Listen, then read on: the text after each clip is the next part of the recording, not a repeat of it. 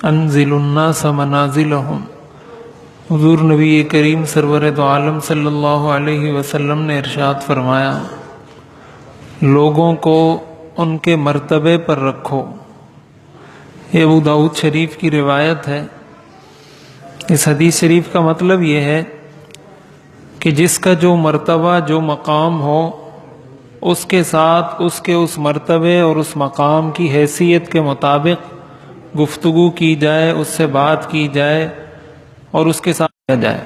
جیسے جس کا مقام ہے اسی طرح کا اس کے ساتھ معاملہ ہونا چاہیے۔ یعنی سب کو ایک ہی لاٹھی سے ہانکنا، سب کے ساتھ ایک ہی طرح کا معاملہ کرنا، یہ شریعت کا مزاج نہیں ہے۔ مثلا ایک شخص ہے، اس کا والد ہے، اس کا بھائی ہے، اس کا بیٹا ہے، تو والد کے ساتھ اس کا معاملہ ایسا ہونا چاہیے جیسے کہ شریعت کا حکم ہے کہ ایک بیٹے کو والد کے ساتھ کیسے برتاؤ رکھنا چاہیے۔ وہی شخص ایک والد کی حیثیت بھی رکھتا ہے تو اپنے بیٹے کے ساتھ اس کا برتاؤ ایسا ہونا چاہیے جیسا برتاؤ ایک والد کو اپنی اولاد کے ساتھ رکھنا چاہیے۔ اگر وہ دوست ہے کسی کا تو اپنے دوست کے ساتھ اس کو ایسا برتاؤ رکھنا چاہیے جیسے ایک دوست کا دوسرے دوست کے ساتھ ہوتا ہے۔ اگر وہ شاگرد ہے تو استاد کے ساتھ شاگردوں جیسا رویہ رکھے۔ استاد ہے تو استاد اپنے شاگردوں کے ساتھ استادوں جیسا رویہ رکھے۔ یہ وہ چیز ہے جس کو کہا جاتا ہے کہ ہر آدمی سے اس کے مرتبے اور مقام کے مطابق بات کریں۔ اور یہ ایک اہم، اتنا معاشرتی اہمیت کا حامل ایک معاملہ ہے کہ اگر یہ معاملہ ٹھیک ہو جائے اور اس پر ہم عمل کرنے لگ جائیں تو ہمارے بہت سارے مسائل معاشرے سے خود بخود ختم ہو سکتے ہیں۔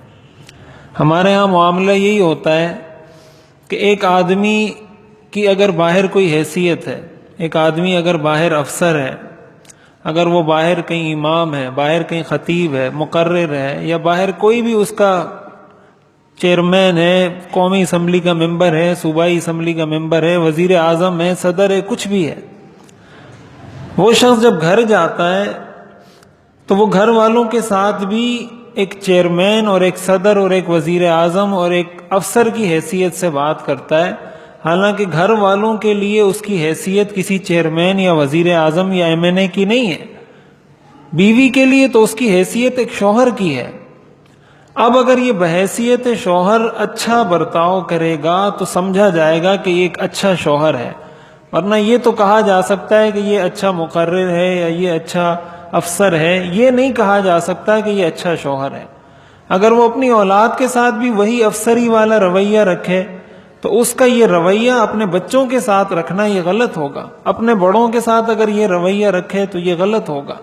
لہٰذا ہر جگہ انسان کی حیثیت تبدیل ہوتی ہے، تو جہاں جس کی جو حیثیت ہو اس کے مطابق اگلے سے بات کرے، اگلے کو مقام دے اور اس کے مطابق اس کے ساتھ چلے۔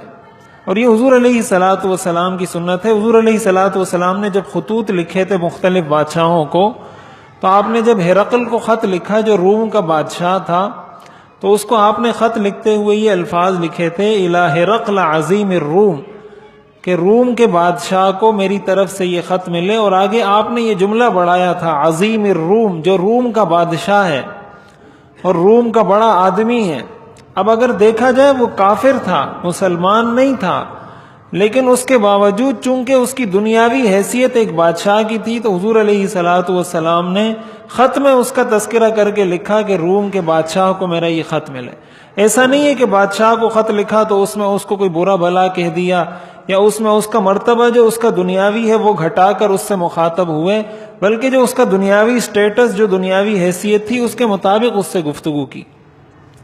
حضرت عائشہ رضی اللہ تعالیٰ عنہ کے بارے میں آتا ہے کہ ایک مرتبہ کوئی فقیر گھر کے قریب سے گزرا، اس نے کچھ مانگا تو انہوں نے روٹی کا ایک ٹکڑا دیا اور اس فقیر کو اور کہلوایا کہ یہ فقیر کو دے دو۔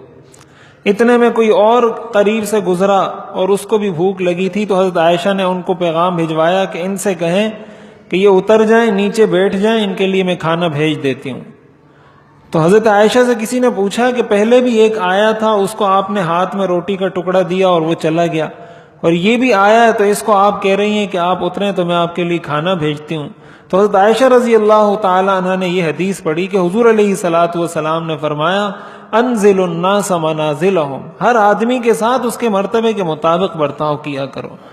تو یہی معاملہ ہمارے گھروں میں ہے، بیوی شوہر کا ادب نہیں کرتی، شوہر بیوی کے حقوق نہیں جانتا، والدین اپنی اولاد سے تنگ ہیں، اولاد کو والدین کے حقوق کا نہیں پتہ۔ تو یہ حیثیات کا فرق، مرتبے مقام کا فرق اگر ہم ملحوظ رکھیں گے اور ہمیں یہ پتہ ہو کہ یہ شریعت کا حصہ ہے ان چیزوں کا لحاظ کرنا، تو ہمارے یہ سارے جھگڑے اور سارے مسائل ختم ہو سکتے ہیں۔ اللہ تعالی ہمیں عمل کرنے کی توفیق عطا فرمائے۔